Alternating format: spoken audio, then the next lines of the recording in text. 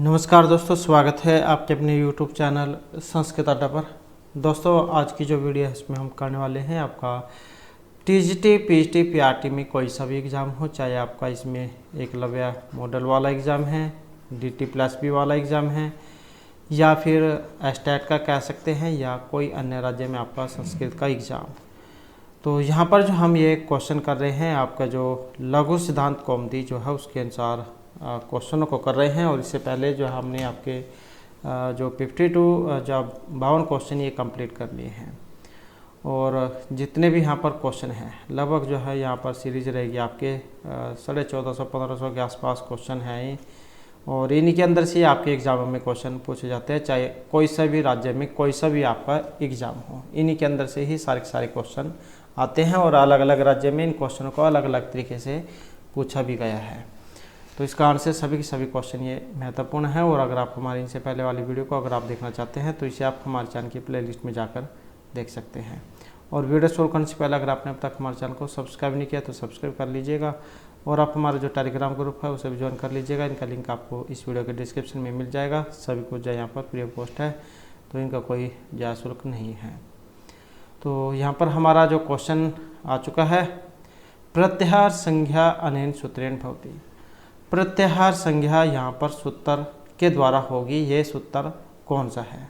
आपका जो ये संज्ञा प्रकरण जो है, जब आपने अगर ये लघु सिद्धांत कौमुदी पढ़ी होगी तो जो सबसे पहला जो प्रकरण जो आता है उसमें ये संज्ञा प्रकरण ही आता है। तो इसमें जो प्रत्याहार संज्ञा करने वाला सूत्र इनमें कौन से वाला है? और यहाँ पर जो माना गया है, जो ये ऑप्शन डी में आया है, आदिर अंतेन सहिता। अंत्य इत संज्ञक वर्ण से युक्त आदि वर्ण के बीच के वर्णों के और अपनी भी संज्ञा का बोधक होता है। कि अंत्य इत संज्ञक वर्ण से युक्त आदि वर्ण बीच के वर्णों की और अपनी भी संज्ञा का बोधक होता है। जैसे अण है, अण प्रत्याहार। तो अण में कौन कौन से आते हैं? अ, इ, उ यही आते हैं। तो इन्हीं वर्णों की यह संज्ञा होती है। जैसे ये अण है, जब प्रत्याहार बनाते हैं तो अयुण जो महेश्वर सूत्र हैं 14 जो शिव के डमरू से निकले थे, तो अण में कौन कौन से आएंगे? यही आएंगे, अ, इ, उ और अण है। ये जो हलंत वलंत है ये तो छोड़ दिया जाता है, तो इससे पहले वाले गिने जाते हैं। तो ये हो जाएंगे आपके अण प्रत्याहार। तो इसी प्रकार अच, हल आदि जो संज्ञाएं ये भी समझनी चाहिए। और आदिरंतेन सीता जो इस सूत्र से प्रत्याहारों की सिद्धि होती है। और इसके अलावा जैसे यहाँ पर ये हलंत्यम है, प्रसक्त से दर्शनम लोप संज्ञम स्यात्। प्राप्त करना सुना जाना लोप संज्ञा वाला हुआ। अर्थात शास्त्र के द्वारा जिसका श्रवण प्राप्त है उसके श्रवण न होने को लोप कहते हैं। और उसके बाद आता है ये अदर्शनम लोप है। ये अदर्शनम लोप हो गया। और उसके बाद आ जाता है यहाँ पर हलंत्यम। हलंत्यम क्या है? उपदेशे अंत्यम हलित स्यात्। उपदेश अवस्था में अंत में होने वाले व्यंजन इत होते हैं। अर्थात उपदेश अवस्था में जो अंत्य हल उसकी इत संज्ञा होती है। तो संज्ञा सूत्र है और इत संज्ञा ये करता है। और जो हल प्रत्याहार है ये वाला, इसमें सभी व्यंजन आ जाते हैं। और इसकी सिद्धि का प्रकार जो ये वाला सूत्र है आदिरंतेन सहिता, इस सूत्र में बताया गया है। और यहाँ पर हो गए। उसके बाद बच गया ये वाला परसन्निकर्षा संहिता। अब जो ये वाला जो सूत्र है ये क्या करता है? वर्णानाम अति संहिता सन्निधि संहिता संज्ञा स्यात्। वर्णों की अत्यंत समीपता की संहिता संज्ञा होती है। तो ये क्या काम करेगा? संहिता संज्ञा करता है। तो ये तो जो यहाँ पर ये सूत्र है। इसके अलावा और भी महत्वपूर्ण सूत्र है। वैसे तो जितना भी संज्ञा प्रकरण है सारा का सारा ही वेरी वेरी इंपॉर्टेंट है। तो इसमें जो है आपका हलंत्यम आ जाता है। और ये अदर्शनम लोप है, आदिरंतेन संहिता, और इसके अलावा आ जाता है उकालो अजहर सब दीर्घ प्लुत हैं। और इसके अलावा ऊंचे उदात हैं, नीचे अनुदात हैं, समाहार सवरित हैं जो सबरी संज्ञा करता है, मुख नासिक और वचन अनुनासिक हैं जो अनुनासिक संज्ञा करता है, तुल्यस्य प्रतनम है जो स्वर्ण संज्ञा करता है। और उसके बाद जो है यहाँ पर आपके आ जाते हैं इसमें अनुदित सवर्ण से च अप्रत्यय, ये स्वर्ण ग्राहक सूत्र है। और परस्य निकर्ष संहिता जो अभी हमने किया संहिता संज्ञा, हलो अनंतर संयोग है संयोग संज्ञा, और शुभ तिगंतम पदम पद संज्ञा। तो ये सूत्र हैं संज्ञा प्रकार में। अगर एग्जाम में आपके आ जाए कि ये सूत्रों की संख्या कितनी है संज्ञा प्रकार में, तो इसमें जो है 13 14 जो आए सूत्र हैं आपके संज्ञा प्रकार में। उसके बाद आ जाता है हमारा नेक्स्ट क्वेश्चन। यहाँ पर नेक्स्ट में है वर्गस्य उच्चारण स्थानम की, जो च्वर्ग है इसका उच्चारण स्थान कंठ है, तालु है, दंता है या फिर मुर्दा है। तो च्वर्ग जो है इसका उच्चारण स्थान इचु सनाम तालु और ऋतु सनाम मुर्दा जो उच्चारण स्थान है। तो यहाँ पर क्या होगा, ऑप्शन सी वाला ई च्वर्ग या और सा इनका जो उच्चारण है ये तालु से होता है। इसी कारण से ऑप्शन सी यहाँ पर इसका रहेगा।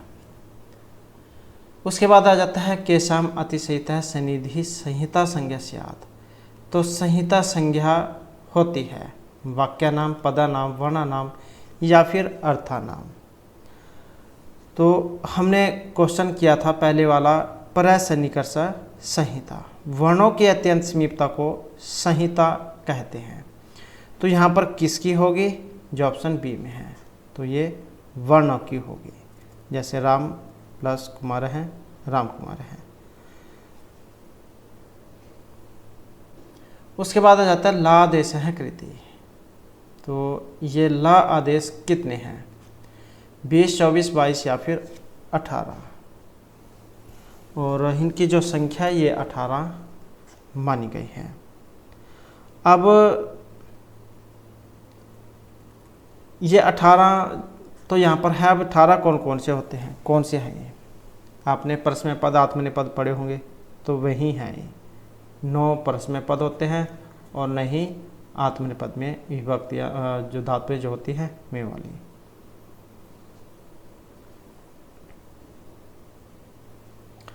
उसके बाद है अधोअंकितेषु केनसा कस्य संबंध है। यहाँ पर ये तालिका है और इसका आपने मिलान करना है। मिलान करने में देखें तो जो इसका ऑप्शन बी वाला हो जाएगा। जैसे अचौंत आदि क्या करता है, टी संज्ञा करता है। और इसका सही तरीका यही है कि आपको जो भी पहले पता हो उसको मिला के देख ले, ताकि आपका क्वेश्चन गलत ना हो, जल्दी से हल भी हो जाए। ये इंद्र है जो इसकी कौन सी होगी, प्रगृह संज्ञा होती है। कृत तदित समासस्य कृदंत और तदित जो है उसमें समास संज्ञा करता है, प्रातिपदिक संज्ञा। तो कृत, कृदंत, तदित और समास में क्या होती है, प्रातिपदिक जो संज्ञा ये होती है और ये हो जाएगा। और अंत्यादेय पूर्व वर्ण है, इसकी क्या होगी, इसकी होती है उपधा संज्ञा जो ऑप्शन 2 में है। तो इस प्रकार से इनका मिलान यहाँ पर हो जाएगा। उसके बाद आ जाता है अलो अंत्यात् पूर्व वर्ण से का संज्ञा होती है। अलो अंत्यात् पूर्व वर्ण की संज्ञा होगी निष्ठा, गति, उपधा या संहिता संज्ञा। तो इसकी कौन सी होगी, तो इसकी होगी उपधा संज्ञा जो यहाँ पर ऑप्शन बी में है। अंतिम अल के पूर्व वर्ण की उपधा संज्ञा होती है। जैसे ये शब्द है राजन, ये वाला शब्द दिया गया है राजन, तो इसमें अन के पूर्ववर्ती अ की उपधा संज्ञा होगी। तो जिसमें क्या है, अन है, जा में क्या है, अ है और ये ना है। तो अन के पूर्ववर्ती अ की उपधा संज्ञा होगी। और ये तो होगी उपधा संज्ञा। निष्ठा संज्ञा कौन सा करता है, ये भी एग्जाम में क्वेश्चन पूछा जाता है। तो कत कत्वतु निष्ठा सूत्र है जो आपकी निष्ठा संज्ञा करता है। यही इतना एग्जाम में अब तक देखने को मिला है। और उसके बाद गति संज्ञा करने वाला उपसर्ग क्रिया योग्य, ये वाला सूत्र है जो आपकी गति संज्ञा करता है। संहिता वाला हमने पहले क्वेश्चन में करा था, परसन्निकर्ष संहिता। उसके बाद आ जाता है हरि प्लस में एतो इत्यत्तर भवता है। जन संधि, प्ररूप प्रगृह या प्रकृति भाव। तो यहाँ पर सही बताना है इनमें कौन से वाला हरि एतो में, मतलब कौन सी संधि संज्ञा क्या हुआ है इसमें। और यहाँ पर इसमें जो यहाँ पर माना गया है ऑप्शन 3 वाला, तो सी और डी प्रगृह और प्रकृति भाव यहाँ पर इसमें माना गया है। हरि प्लस में एतो, तो इस पद में प्रगृह संज्ञा और प्रकृति भाव दोनों होंगे, क्योंकि इदो द्वय द्विवचनम जो सूत्र है प्रगृह संज्ञा ये करेगा। दीर्घ इकारांत, दीर्घ उकारांत, एकारांत द्विवचन की प्रगृह संज्ञा होती है। प्लुत प्रगृह चिन्हितम से प्रकृति भाव होता है। तो ये दोनों सूत्र लगते हैं। उसके बाद है सिद्धांत कौमुदी में आश्रित प्रकरण नाम समचीन कर्म चुनत। इनका क्रम बताना है सिद्धांत कौमुदी के अनुसार, कौन सा पहले आता है कौन सा बाद में। तो इसका क्रम यहाँ पर बी में माना गया है। कारक, तद्धित, परस्मय पद प्रक्रिया और ये कृदंत वाली। उसके बाद है निम्नलिखित में से कंठ से उच्चारित होने वाली ध्वनि कौन सी है। तो अ को ह विसर्जन नाम कंठ है। अ वर्ग ह और विसर्ग का जो उच्चारण स्थान है ये हमारे कंठ अर्थात गले से होता है। तो ऑप्शन जो कौन सा होगा, डी वाला। नेक्स्ट आ जाता है संयोग संज्ञा सूत्रम अस्ति। अब संयोग संज्ञा करने वाला सूत्र है अंचिचा हलो अनंतर संयोग हैं, संयोगे गुरु या फिर अचो अंत्यादि टी। तो यहाँ पर कुछ सूत्र हमने पहले भी देख लिए हैं, जैसे ये तो आपके टी संज्ञा करता है और अंचिचा से द्वित्व होता है। तो यहाँ पर ये संयोग संज्ञा करने वाला कौन सा है, जो ऑप्शन सी में आया है हलो अनंतरा संयोग है, यही करेगा आपका संयोग संज्ञा। जब दो हल वर्णों के बीच किसी स्वर का व्यवधान न हो तो उन वर्णों की संयोग संज्ञा होगी और ये अंचिचा से द्वित्व होगा। अचो इत्यादि टी से टी संज्ञा हो जाएगी।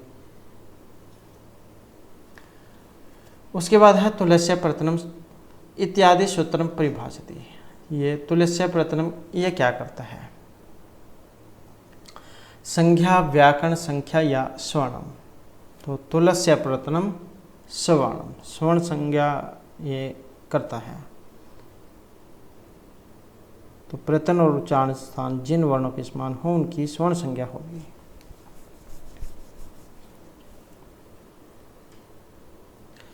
नेक्स्ट है परसन्निकर्षः वृद्धि प्रातिपदिकम स्वर्ण नाम स्थानम या संहिता। तो परसन्निकर्षः संहिता जो ऑप्शन यहाँ पर डी में है, वर्णों की अत्यंत समीपता संहिता संज्ञा। नेक्स्ट है लघु सिद्धांत कौमुदी केन कृता। मतलब इसके जो रचयिता है यहाँ पर यही पूछा गया है। महर्षि पाणिनि, पतंजलि, बट्टोजी दीक्षित या फिर वरदराज दीक्षित। यहाँ पर इन दोनों में कैंडिडेट उड़ा सकते हैं जिसको नहीं पता होगा। पाणिनि का तो पता ही है सभी ने, अष्टाध्यायी लिखी थी इन्होंने, 8 अध्याय में थी जो। और पतंजलि ये योग सूत्र महाभाष्य के लिए जाने जाते हैं। और अब बच गए यहाँ पर भट्टोजी दीक्षित और वरदराज दीक्षित। तो ये जो वरदराज दीक्षित है इनकी है लघु सिद्धांत कौमुदी, और जो भट्टोजी दीक्षित इनकी सिद्धांत कौमुदी है, इनकी सिद्धांत कौमुदी है। इनकी वरदराज की लघु सिद्धांत कौमुदी और इनकी सिद्धांत कौमुदी। नेक्स्ट है आदिरंतेन संहिता इति सूत्र विधायक कम अस्ति। आदिरंतेन संहिता क्या करेगा, प्रत्यय, अनुबंध, प्रत्याहार या लोप। तो क्या करेगा, तो ये करता है प्रत्याहार, जो ऑप्शन बी में आया है आदिरंतेन संहिता। उसके बाद आ जाता है चा आदिभा सत्वे इति सूत्रेण संज्ञा विधीयते। ये सूत्र है, इससे प्रगृह्य संज्ञा, निपात, उपसर्ग या टी संज्ञा कौन सी होगी चादेव सत्वे से। तो ये चादेव सत्वे जो यहाँ पर आया है ये निपात संज्ञा करता है, जो ऑप्शन सी में दी गई है। तो द्रव्य भिन्न अर्थ में वर्तमान च आदि की निपात संज्ञा होगी। च, व और ह आदि को च आदि कहा गया है। ये चाद्यो दिया गया है, ये जब हम इसको अलग अलग करेंगे तो चादी बनेगा ये। तो जब च अधिकार्थ द्रव्य या सत्व न हो तो इन्हें निपात कहा जाएगा। जैसे चंद्रमा, चोर और कच्छप में च द्रव्य के अर्थ में प्रयुक्त होता है, इसलिए यहाँ पर च की निपात संज्ञा नहीं है। लेकिन यदि च का अर्थ और होगा तो वह निपात होगा, क्योंकि यह च द्रव्य या सत्व के अर्थ में प्रयुक्त नहीं है। तो बस आप ही बस इतना याद रख ले, चादर सत्व क्या करता है, निपात संज्ञा, इतने ही बस एग्जाम में पूछा जाता है। इतना याद हो, इसी से जाकर आपका चल जाएगा। नेक्स्ट है ऐसो कह मत सूत्र प्रगृह संज्ञा न विदते। तो यहाँ पर क्या है, इसमें ये प्रगृह संज्ञा वाला एक नहीं है। इधर द्विवचन प्रगृह मत्स्यमात निपात का जनांग या प्लुत प्रगृह नित्यम। तो यहाँ पर प्रगृह संज्ञा वाला एक नहीं है, जो ऑप्शन डी में आया है प्लुत प्रगृह अचि नित्यम, क्योंकि ये सूत्र क्या है, प्रकृति भाव करता है, तो ये प्रगृह संज्ञा नहीं करता है। जैसे हमने इसका रूप पहले पढ़ा था हरि एतौ, तो यहाँ पर हरि दीर्घ इकारांत द्विवचन होने के कारण इद्वितीय द्विवचन प्रगृह सूत्र से प्रगृह संज्ञा हुई।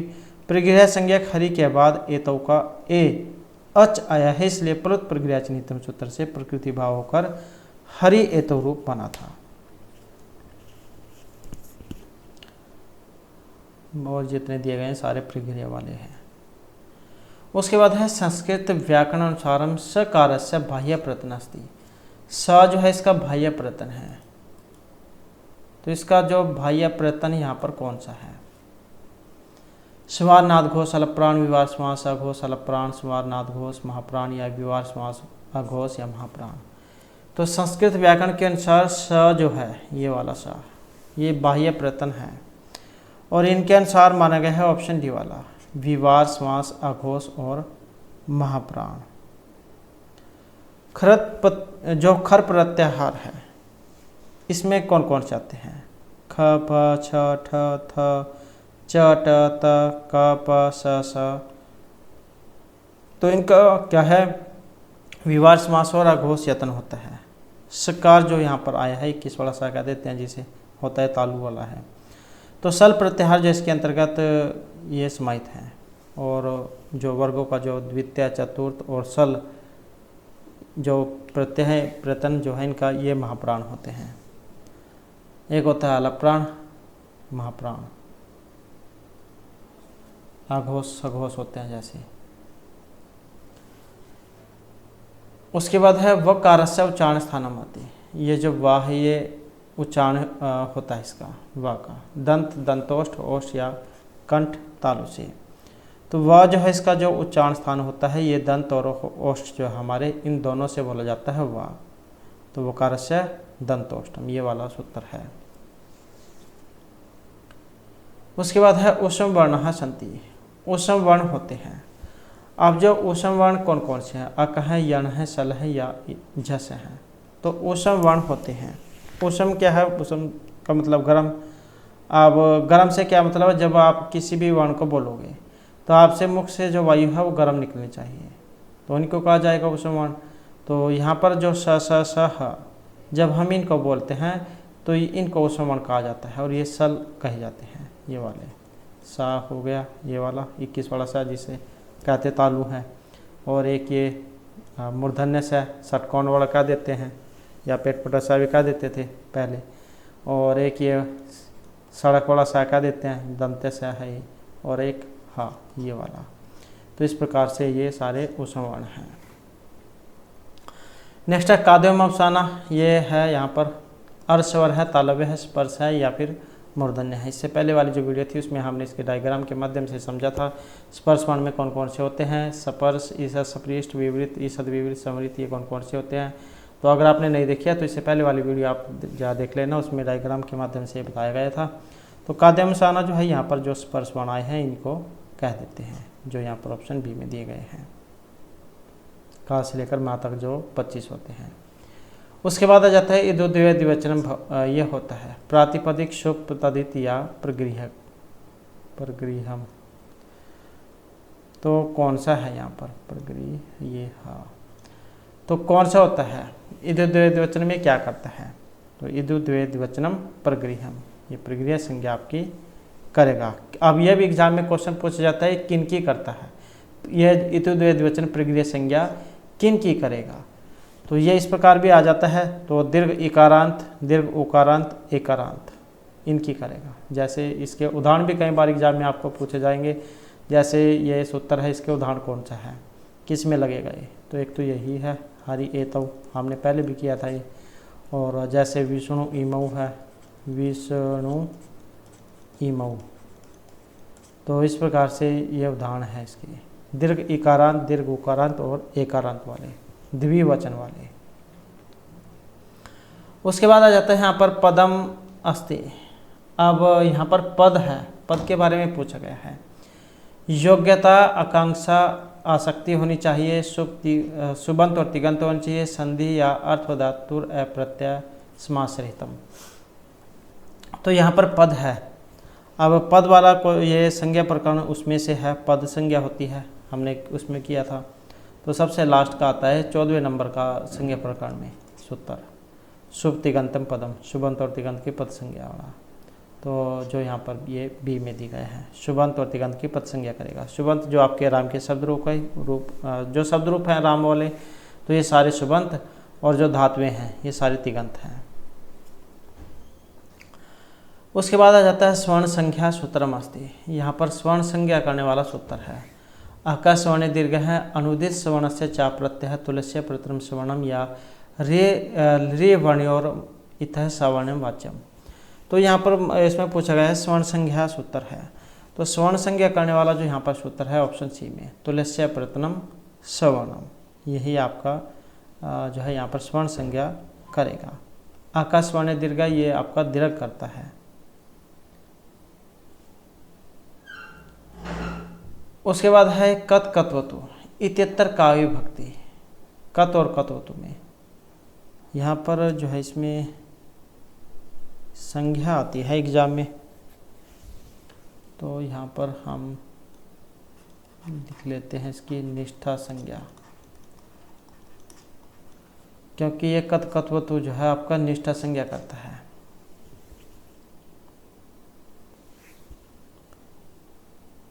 तो कत कत्वतु की निष्ठा संज्ञा होगी, भूतकाल अर्थ में ये प्रयुक्त होता है। और यहाँ पर कौन सा रूप है, तो प्रथमा द्विवचन का रूप जो है यहाँ पर माना गया है। और समास कौन सा है, कत कत्वतु में द्वंद्व समास माना गया है, कत चय कत्वतु चय, ये इसका विग्रह हो जाएगा। उसके बाद है संधि अक्षराणि कति सन्ति। संधि अक्षर होते हैं त्रीणि, चारि, अष्ट, पंच, द्वादश, मद कितने होते हैं संधि अक्षर। तो संधि अक्षर जो है ये 4 होते हैं, जो ऑप्शन सी में आए हैं। अब संधि अक्षर 4 होते हैं, कौन कौन से होते हैं, तो ए, आई, ओ, औ, तो ये माने गए हैं। उसके बाद है प्रातिपदिकम इति संज्ञा के सूत्रेण विधीयते। प्रातिपदिक संज्ञा करने वाला सूत्र है यहाँ पर। प्रातिपदिकार्थ लिंग प्रमाण वचन मात्र प्रथमा, प्रातिपदिक ये विभक्ति शु है शायद कुछ यहाँ पर, गय प्रातिपदिकार्थ या अर्थवद अधातु प्रत्यय प्रातिपदिकम। तो प्रातिपदिक संज्ञा यहाँ पर होगी। अब प्रातिपदिक संज्ञा करने वाला जो है ऑप्शन, जो ये प्रातिपदिक जो है ये कारक जो है, कारक प्रकरण उसमें से है। तो जो ऑप्शन ए यहाँ पर इसका रहेगा, प्रातिपदिकार्थ लिंग प्रमाण वचन मात्रे प्रथमा, ये कारक प्रकरण में है, उसमें से आया है, प्रथमा विभक्ति में। वेरी वेरी इंपॉर्टेंट है, लगभग जाइए भी एग्जाम में पूछा जाता है, क्योंकि यहाँ पर लिंग, परिमाण, वचन तो और प्रातिपदिक ये 4 हैं, 1 2 3 4, तो ये 4 हैं और यहाँ से एग्जाम में क्वेश्चन जरूर आता ही आता है। तो ये प्रथमा विभक्ति में लगता है प्रातिपदिक ये संज्ञा में। और इनके जो भी आगे उदाहरण वगैरह होगी जब हम कारक प्रकरण करेंगे तो उसमें इनको ज़्यादा डिटेल के साथ फिर करेंगे।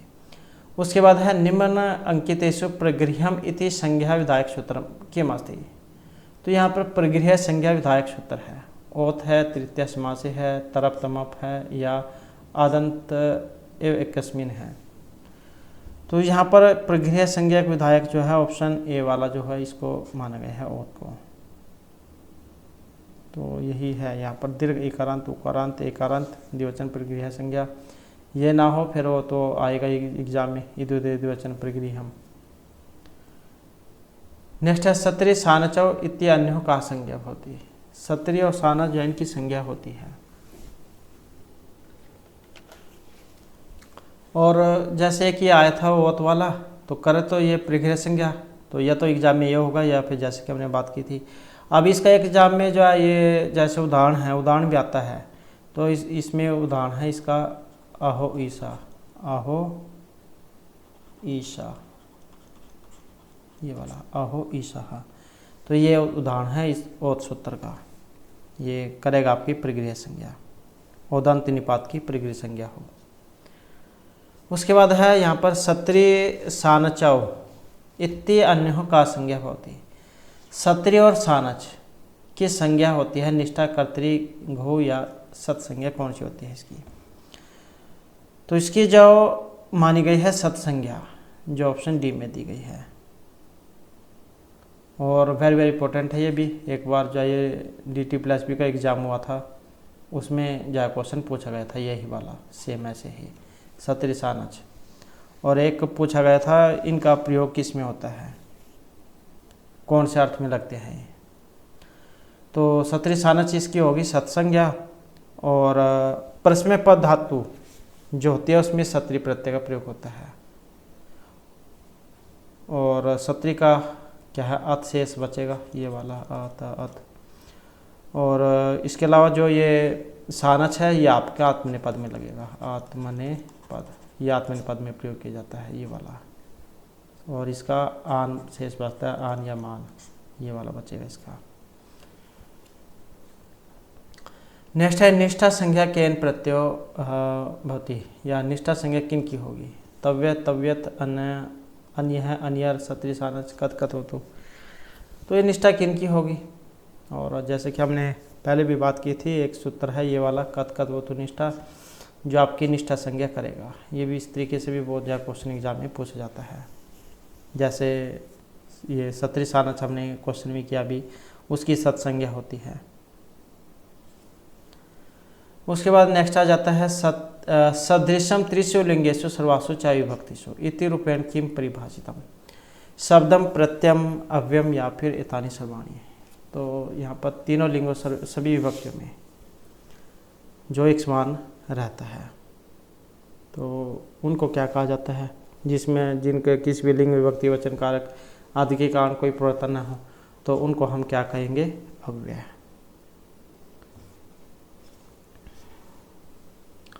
उसके बाद है अव्यय संज्ञा विधायक सूत्रम अस्ति। अव्यय संज्ञा जो विधायक यहाँ पर सूत्र है ये कौन सा है? स्वरादि निपात अव्ययम कृत तदिसमासस्य सुख दिगंतम पदम या अव्ययदाप सुप हैं।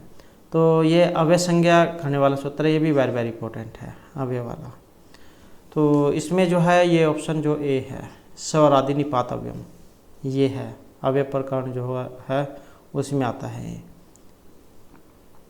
तो स्वर आदि निपात अव्ययम ये आपका अव्यय संज्ञा करेगा। स्वर आदि शब्द और निपात संज्ञक शब्द ये अव्यय संज्ञक होते हैं। उसके बाद है अर्थवद अधातुर प्रत्यय है। इति सूत्र स्थान पूर्यत प्रथमा धातु प्रातिपदिक में प्रत्यय, ये सूत्र है। अपने राम के जब शब्द रूप किए होंगे तो उसमें आता है ये वाला अर्थवद अधातुर प्रत्यय प्रातिपदिकम। तो ये क्या करता है? प्रातिपदिक जो संज्ञा है आपका ये करता है। तो इसमें क्या है? ऑप्शन जो बी वाला है ये हो जाएगा। धातु प्रत्यय प्रतान को छोड़कर अर्थवान शब्द स्वरूप की प्रातिपदिक संज्ञा होती है। नेक्स्ट है पद संज्ञा विधायक सूत्रम अस्ति। पद संज्ञा विधायक सूत्र सुड़ नपुंसकस्य कृत तदिसमासस्य सुख दिगंतम पदम या को गुण वृद्धि ही। तो पद संज्ञा करने वाला कौन सा है? और ये जैसे कि हमने पहले बात की थी सुख तिगंतम पदम की, तो ये आपका पद संज्ञा करेगा सुबंत और तिगंत में।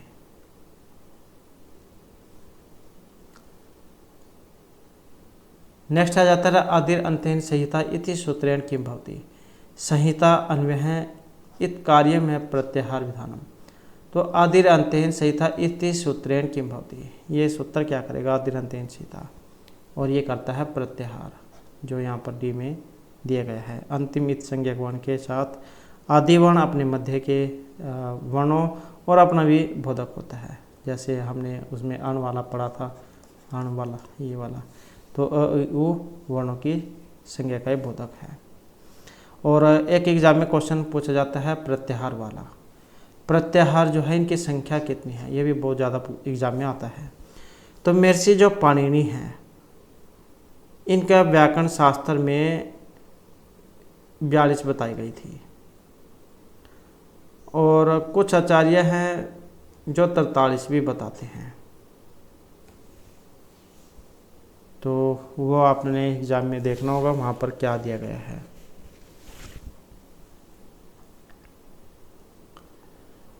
नेक्स्ट है तालो आदिशु सभागेशु स्थानेषु ऊर्ध्वभागे निष्पन्नो अच स्यात्। अब ये सूत्र व्याख्या है उसकी। अब ये उदात्त संज्ञा वाले की है, अनुदात की है, सवरित संज्ञा की है या पद संज्ञा की है, प्रकार संज्ञा प्रकरण में से। तो तालु आदिशु सभागेशु स्थानेषु अगर है यहाँ पर ऊर्ध्व भाग तब तो लगेगा उदात वाला सूत्र, उदात संज्ञा। अगर है यहाँ पर नीचे अनुदात, ये तो ऊर्ध्व भाग है। अगर ऊपर के भाग है तो उदात, नीचे के है तो अनुदात, ये आपने याद रखना है। तो ताल्य आदिशु सभागेषु स्थानेषु ऊर्ध्व भागे निष्पन्नो अच उदात संज्ञा स्यात्। तो तालु आदि स्थानों के ऊर्ध्व भाग में उच्चारित जो अच है वह उदात संज्ञा वाला हो। बस ये वैसे नहीं आप याद रख सकते हैं, इतनी तो आप याद ही रख सकते हैं। ऊर्ध्व ऊपर का भाग उदात, नीचे का भाग अनुदात। उसके बाद है ऐसा वर्णनाम प्रत्येकम कति भेदा सन्ति। ये जो अय वर्ण वाला जो है यहाँ पर जो दिया गया है, तो इसके भेद हैं, और ये भी क्वेश्चन वेरी वेरी इंपॉर्टेंट है, ये भी बहुत ज़्यादा एग्जाम में आता है। तो इसके हैं 18 भेद जो यहाँ पर बी में दिए गए हैं।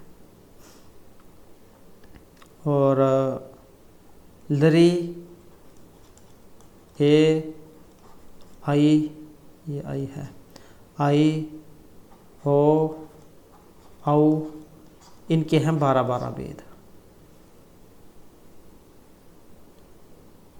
नेक्स्ट है तालु आदि स्थानेषु आभ्यंतर प्रयत्नश्चैतद्वयम् यस्य येन तुल्यम तत्मितः कीदृशा संज्ञा स्यात्।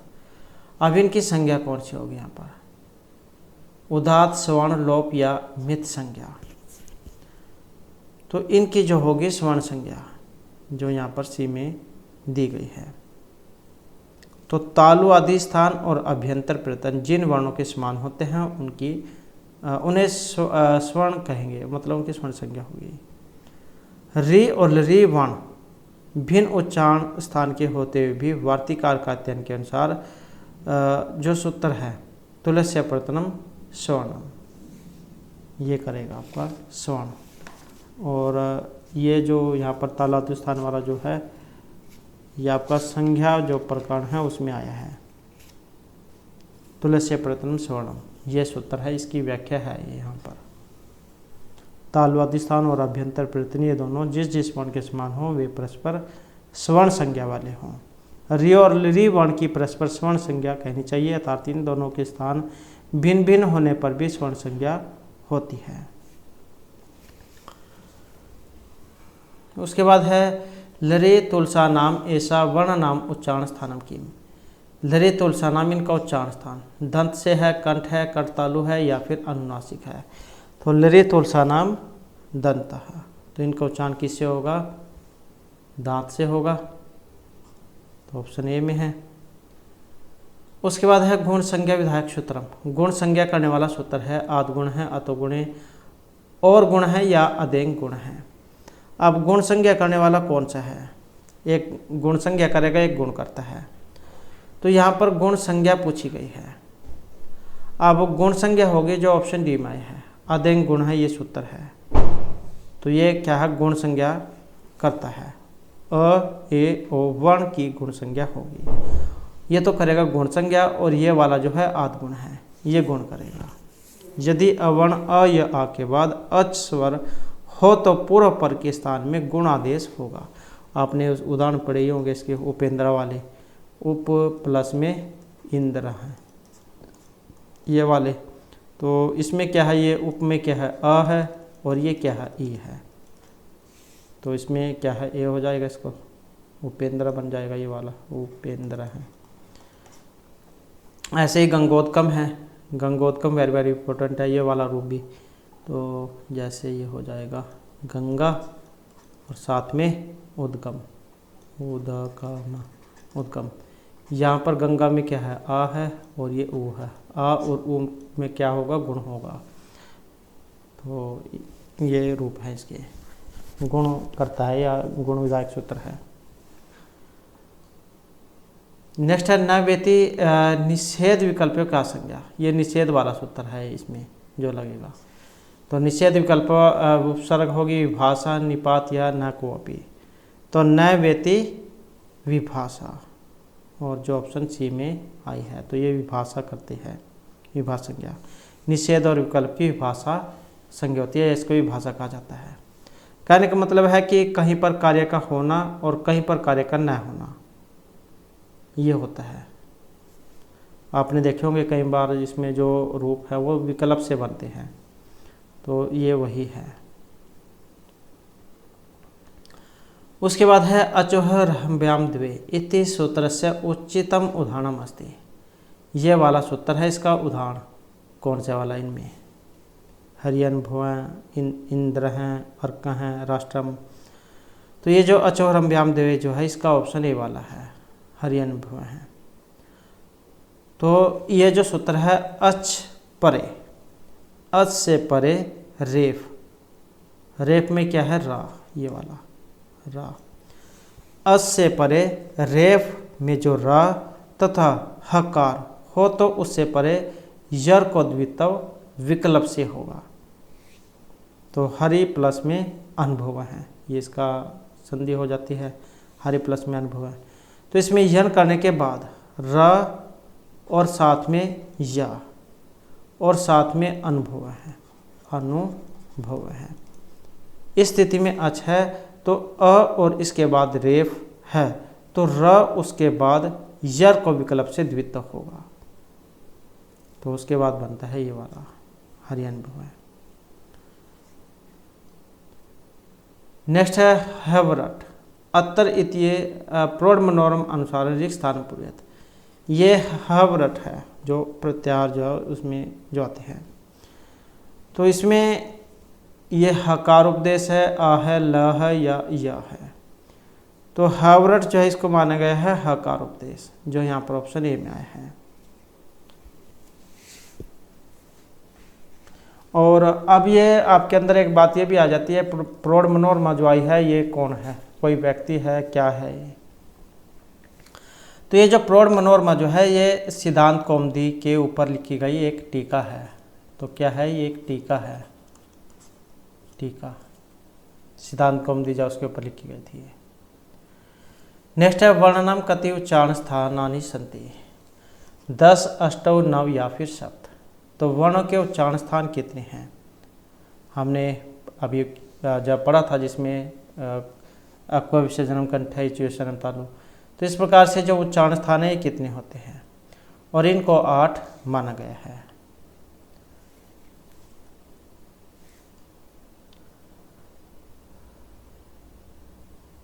उसके बाद है मूर्धन्य संज्ञक वर्ण के संति। मूर्धन्य संज्ञक वर्ण है जो मूर्धा से बोले जाते हैं, वो कौन कौन से इसमें ऋटुर सा नाम मूर्धा, री ट्वरक, और जो ये रा और सा तो इनका उच्चारण किससे होगा, मूर्धा से होगा। जैसे च्युसा नाम तालु होता है, उपपद्यमान नाम ओष्ठ होता है, लरी तुलसा नाम दंत होता है। उसके बाद है केशाम वर्ण नाम उच्चारण स्थान नासिकास्ति। ये कौन से वर्ण हैं जिनका उच्चारण नासिका से होता है, अनुस्वार है, अंतस्थ है, स्वर है या उष्मवर्ण है। तो अनुनासिक है, यम गणनम आपने सूत्र पढ़ा होगा, यम गणना नाम नासिका। यम गणना जो है इनका उच्चारण नासिका से होता है, तो इनको कहा गया है ये। उसके बाद है स्वर्ण संज्ञा सूत्रम अस्ति। आकाशवाणी दीर्घ है अनुदित स्वर्ण से चा प्रत्यय तुलस्य प्रत्यनम स्वर्णम या रील री वर्ण्योर मिथ है स्वर्णम वाच्यम। तो स्वर्ण संज्ञा सूत्र, और यहाँ पर देखें तो जो ऑप्शन सी में आया है तुलस्य प्रत्यनम स्वर्णम। उसके बाद है जो यहाँ पर स आया है, षटकोण वाला स मूर्धन्य स, इसका उच्चारण किससे होगा? मूर्धा से होगा। जैसे कि अभी हमने बात की थी ऋतु सा नाम मूर्धा, रिकार, ट्वर्ग, र और स।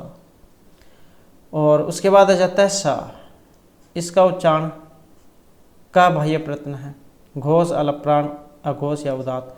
हमने वैसे तो पता है कि स का जो उच्चारण जो है लरी तुलसा नाम दंता, मतलब दांत से होता है।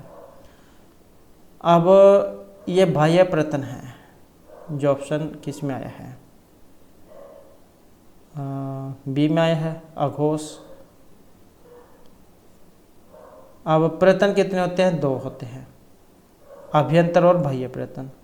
अभ्यंतर प्रत्यय 5 होते हैं, सपृष्ठ, ईसद, सपृष्ठ, ईसद, विवृत, विवृत और समृत। और बाह्य कितने हैं? तो बाह्य 11 होते हैं, विवार, समार, श्वास, नाद, घोष, अघोष, अलप्राण, महाप्राण, उदात, अनुदात, सवरिस। तो ये होते हैं। उसके बाद है महेश्वर सूत्रा नाम पारंपरिक नाम अस्ति प्रशस्त्रम।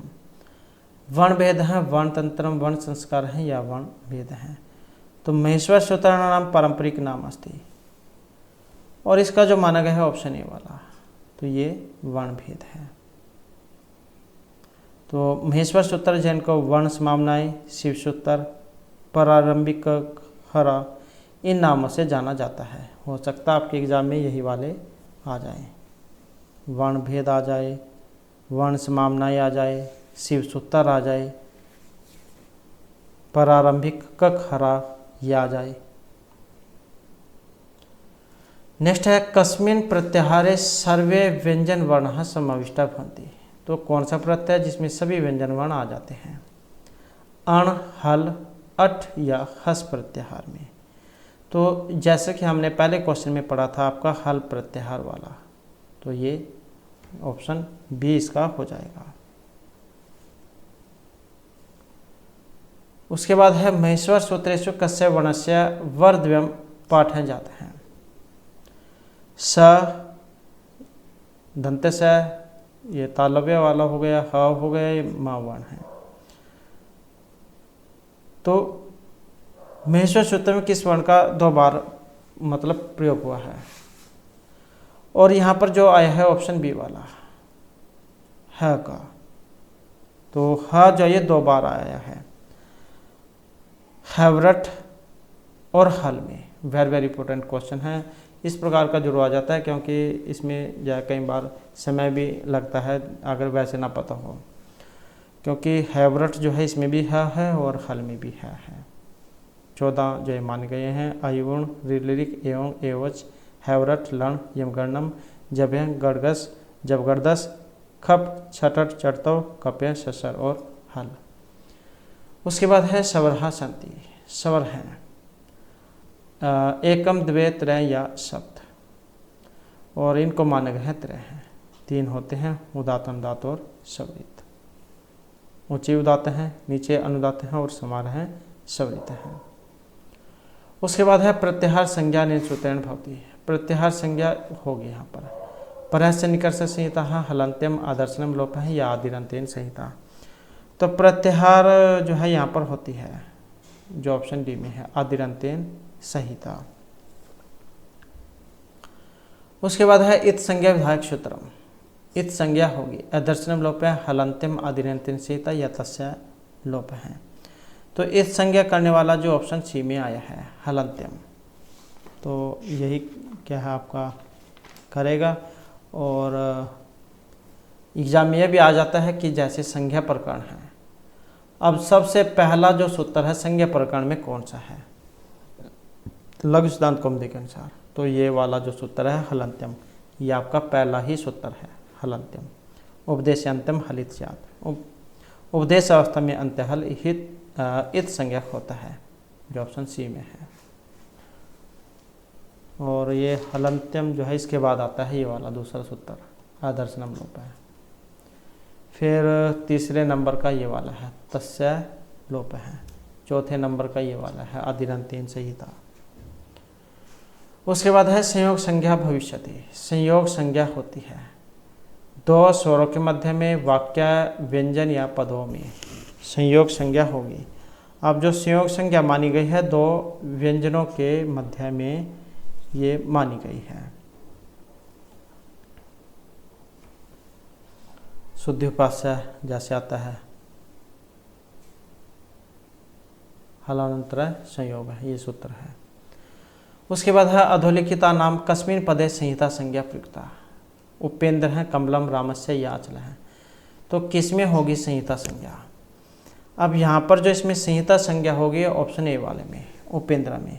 परस्य निकर्षा संहिता इस सूत्र है, वर्णों में अत्यंत समीपता की संहिता संज्ञा होगी और संहिता होने पर ही संधि का काम होता है, जैसे उपेंद्र यहाँ पर दिया गया है।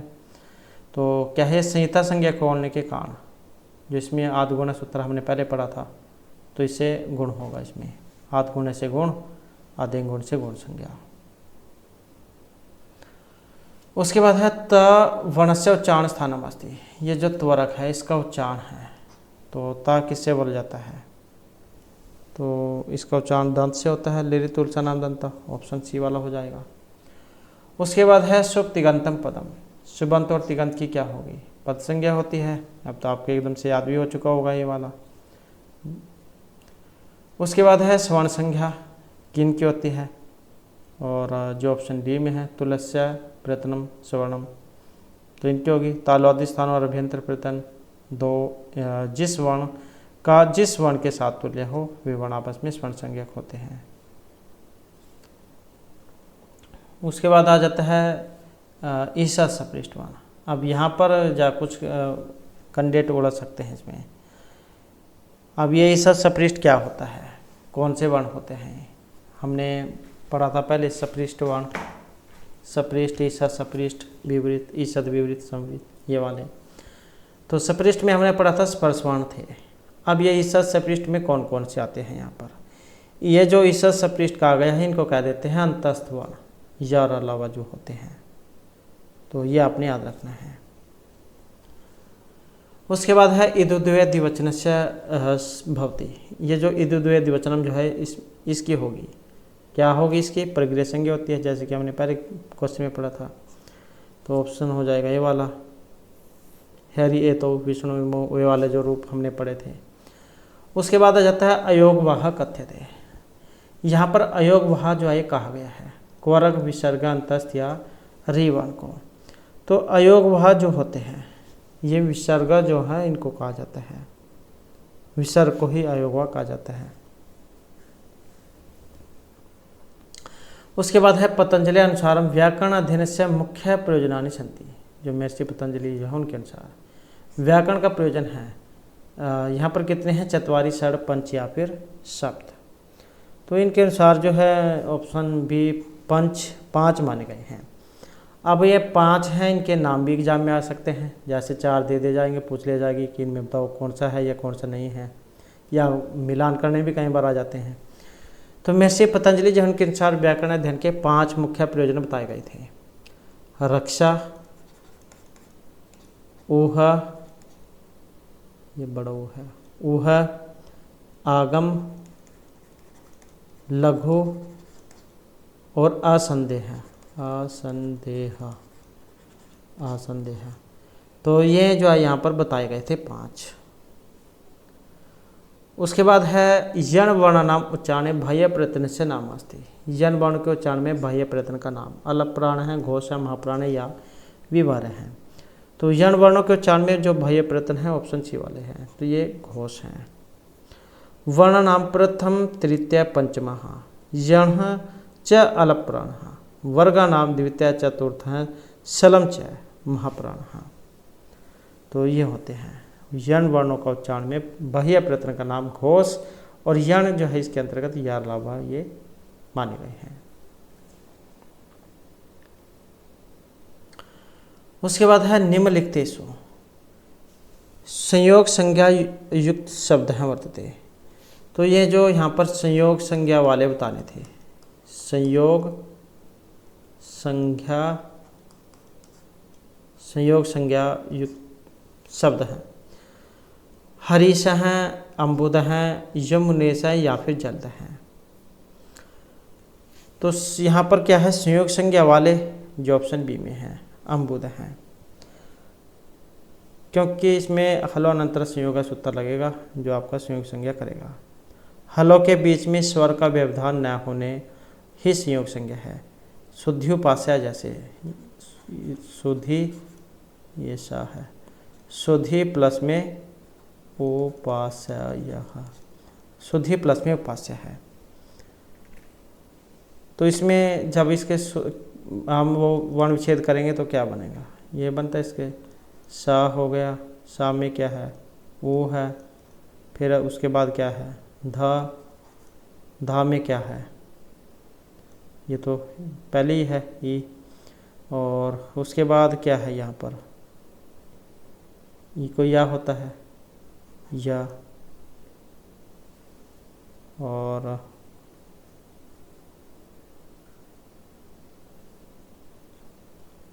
शुद्धिय, और उसके बाद ये भी हो गया, और उसके बाद जो है इसको क्या होगा, उसके बाद होगा इसके या और ध या और या। तो इनकी क्या है संयोग संज्ञा होती है। उसके बाद है मध्वरी, इसका भी संधि विच्छेद एग्जाम में आता है। तो मधु प्लस मेरी मध्वरी, इसमें संहिता संज्ञा होती है, इसमें होगी इसकी ओ और आ की। इसमें जैसे मधुवरी शब्द है तो जब इसका संधि विच्छेद वगैरह करेंगे तो मधु प्लस में अरिही ये बनता है। मधु में क्या है ओ है, और यहाँ पर क्या है आ है, तो इनकी होगी। तो शब्द में धकार अर्थे धकार उत्तरवर्ती ओ और माँ के आ के मध्य में संहिता है, क्योंकि पर से निकल से संहिता अर्थात दो वर्णों के अत्यंत समीपता संहिता कही जाएगी, तो संहिता संज्ञा होगी। तो ये संहिता होगी यहाँ पर इसमें। उसके बाद है निम्नलिखितेषु पद संज्ञा का शब्द हस्ती। इनमें पद संज्ञक है लता, गुरु, हरि या फल। तो इनमें कौन सा है, कौन सा पद वाला। तो यहाँ पर इसमें जो ये ऑप्शन ए में आया है लता, इसकी मानी गई है। सुबंत और तिगंत जो होते हैं उनकी होती है। तो ऑप्शन ए जो है इसको यहाँ पर माना गया है। तो इस प्रकार से जो हमारी आज की क्लास हो रही है, जो महत्वपूर्ण क्वेश्चन थे, और नेक्स्ट वीडियो की इसमें आपके लिए नए जो महत्वपूर्ण क्वेश्चन लेकर आएंगे। और हमारे साथ अंत बनाने के लिए धन्यवाद।